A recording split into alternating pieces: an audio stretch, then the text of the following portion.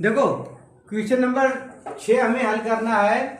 जो दिया है, शोभित ने रुपए 8,000 का एक मोबाइल खरीदा, वह उसे कितने रुपये में बेचे कि 12% का लाभ हो। तो इसमें पहले सीधा सीधा हम अपना जो हमारा मोबाइल का जो मूल्य दिया है उस मूल्य का 12% निकाल लेंगे। तो जब हम इसका 12% निकाल लेंगे, ठीक है, उसके बाद में हमको देखना है कि हमारा क्रय मूल्य क्या है और अब हमको उसे 12% लाभ लेकर के कितने रुपए में हमको उसे सेल आउट करना है, कितने रुपए में हम उसको बेचेंगे। बस ये बात समझने की है। ये क्वेश्चन के अंदर जब आप समझ जाएंगे तो सॉल्व कर सकते हैं। देखो, अब शोभित ने 8,000 का मोबाइल खरीदा, तो मोबाइल खरीदा कितने का, हम लिख लेंगे मोबाइल का, हम क्रय मूल्य लिखेंगे, क्रय मूल्य, मोबाइल का क्रय मूल्य बराबर है कितना, 8,000 रुपए। 8,000 रुपए हमको दे रखा है क्वेश्चन में, ठीक है, 8,000 रुपए हमको दिया है मोबाइल का क्रय मूल्य। अब हमसे कह रहा है कि वह उसे कितने रुपए में बेचे, तो बात आती है विक्रय मूल्य की। तो मोबाइल के विक्रय मूल्य की बात आती है, विक्रय मूल्य, विक्रय मूल्य। अब हमको विक्रय मूल्य फाइंड करना है अपना। तो कितने में हम बेचे कि हमको 12% का लाभ हो। तो जो हमारा क्रय मूल्य है, जो हमारा क्रय मूल्य है, क्रय मूल्य का 12% निकाल लें, क्योंकि लाभ कितना दिया, 12%। तो क्रय मूल्य का हम 12% लाभ निकाल लेंगे, ठीक है ना। तो जब हम 12% निकालेंगे तो कितना क्रय मूल्य हमारा कितना, 8,000 रुपए।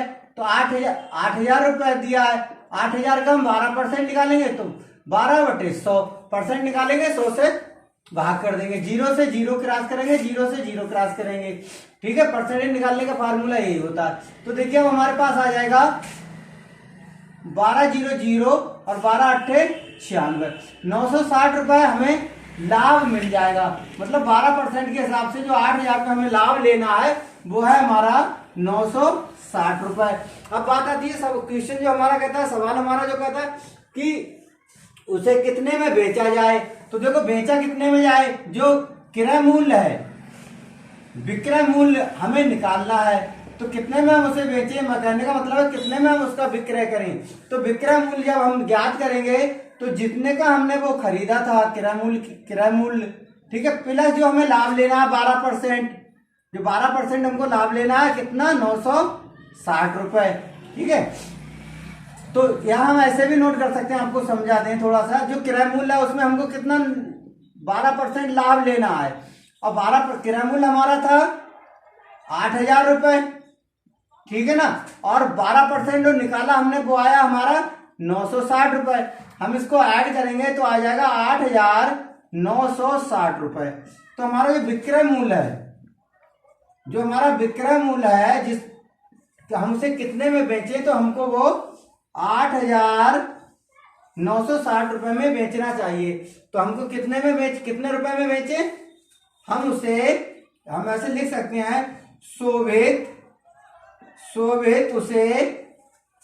उसे रुपए 8,960 में बेचे। ये हमको निकालना था। तो आपको फाइंड हो गया। बस थोड़ा सा आपको ध्यान देना है ट्यूशनों पर, और जब थोड़ा सा आप ध्यान देंगे, थोड़ी सी थ्योरी को समझेंगे और लिखने का थोड़ा तरीका समझ लो। ऐसा नहीं है जैसा आप निकाल लेते हैं। अगर एग्जाम में आप अपना सॉल्यूशन इस तरीके से नहीं करोगे तब तो नहीं, क्योंकि आपको जो एग्जाम होगा वो ऑब्जेक्टिव तो होगा नहीं, वो ऑब्जेक्टिव नहीं होगा। ऑब्जेक्टिव जब होता है तो हम फटाक से अपने आंसर किस प्रकार दे देते हैं। देखिए, जब हमारा एग्जाम कहीं होता है, एंट्रेंस होता है, तब हम ऑब्जेक्टिव क्वेश्चन करते हैं, क्योंकि हमें तो 6 क्लास का चल रहा है ना, तो 6 का पेपर देना, तो हमको पूरा सोल्यूशन करके दिखाना है।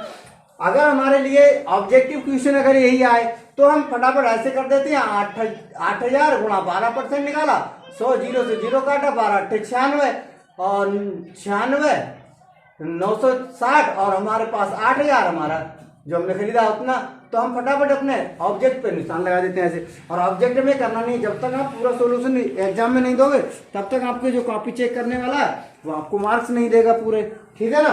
तो इस तरीके से आप फटाफट क्वेश्चन को नोट कर लो, उसके बाद नेक्स्ट क्वेश्चन की ओर बढ़ते हैं।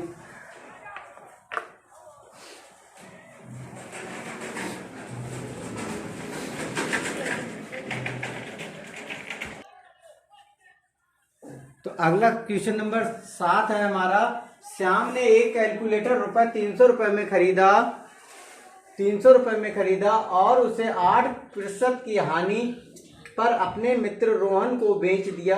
बताइए श्याम को कैलकुलेटर कितने रुपये में बेचा। अब बात आती है क्या, पहले तो था हमारा लाभ निकालना था, लाभ पे बेचा था उसने, जो पिछले क्वेश्चन में हम पढ़े थे, और इस क्वेश्चन में उसने बोल दिया कि हानि पर, तो उसने हानि पे निकाला है। लेकिन परसेंटेज जो निकालेंगे, परसेंटेज उसी तरह से निकालेंगे जिस तरीके से हमने आपको सेम प्रश्न नंबर 6 में बताया था। तो देखिए आप क्या करेंगे, सबसे पहले नोट करेंगे श्याम ने एक कैलकुलेटर ₹300 में खरीदा। तो श्याम ने कैलकुलेटर खरीदा, श्याम हल करेंगे हम, श्याम ने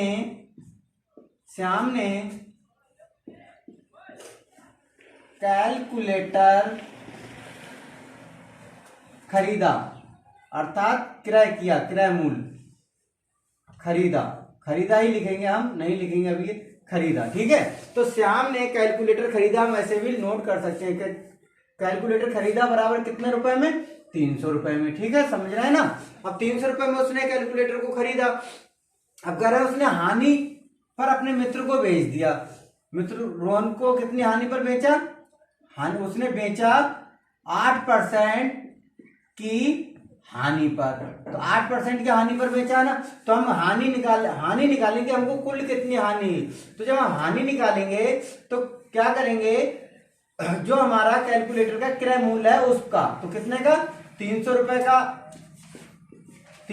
का कैलकुलेटर उसने खरीदा, तो 300 का जो 8% उसको हानि हो रही है, 8% की जो हानि हो रही है वो हम निकालेंगे, ठीक है। तो देखो ₹300 का 8% निकालेंगे तो हमारा 300 गुणा 8 और परसेंटेज 100, ठीक है। तो इस तरीके से हम निकालेंगे तो हमारे पास हानि आ जाएगी, 0 से 0 कैंसिल कर देंगे, 0 से 0 कैंसिल कर देंगे, ठीक है। तो इस प्रकार से 8 तियां 24, हमारे पास हमें हानि प्राप्त हो जाएगी ₹24 की। क्या हो जाएगी, ₹24 की हमको हानि, मतलब उसको होनी है। जब वो अपने मित्र को बेचेगा कैलकुलेटर तो उसको ₹24 की हानि उठानी पड़ेगी। तो अब कह रहा है कि मित्र रोहन को बेच दिया। बताइए श्याम ने कैलकुलेटर कितने रुपए में बेचा, तो हमको ये निकालना है कि श्याम ने कैलकुलेटर कितने रुपए में बेचा है। तो कितने रुपए में बेचा उसने, तो हम निकालेंगे बेचा, ठीक है।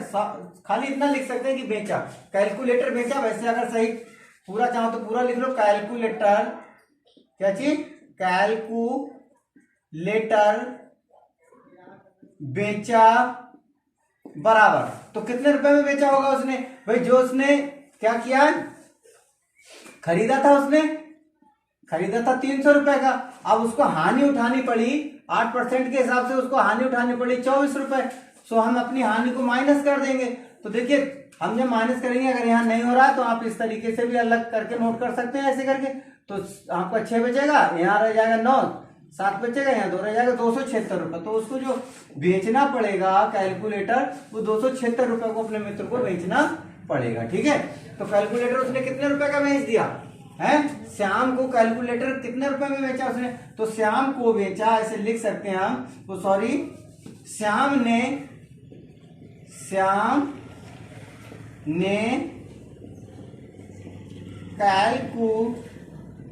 कैलकुलेटर बेचा बराबर ₹276। ये आपका आंसर हो जाएगा। तो इस प्रकार से आपके बुक में जो भी क्वेश्चन होंगे, अगर परसेंटेज के हिसाब से पूछ रहा है, लाभ परसेंटेज में दिया, पूछ रहा है कितने का बेचना है, तो आप जो लाभ निकालेंगे उसको, जो क्रय किया है, जितना जो क्रय मूल्य है उसका, जितने उसने खरीदा उसमें जोड़ देंगे, और हानि पूछ रहा है तो परसेंटेज, जितने परसेंटेज हानि है उतना निकाल करके और फिर उसमें से माइनस कर देंगे। तो इस तरीके से आपको 2 तरह के क्वेश्चन जो मिले, जो क्वेश्चन नंबर 6 और 7 है, इसके आधार पर आप जो भी नेक्स्ट क्वेश्चन हो आपकी एक्सरसाइज में, वो सभी आप कंप्लीट कर सकते हैं। तो फटाफट इसको नोट कर लीजिए, और बाकी का आपके लिए वीडियो भी अपलोड हो जाएगा, आप वीडियो में 1-2 बार प्रैक्टिस कर लेना, नोट कर लो।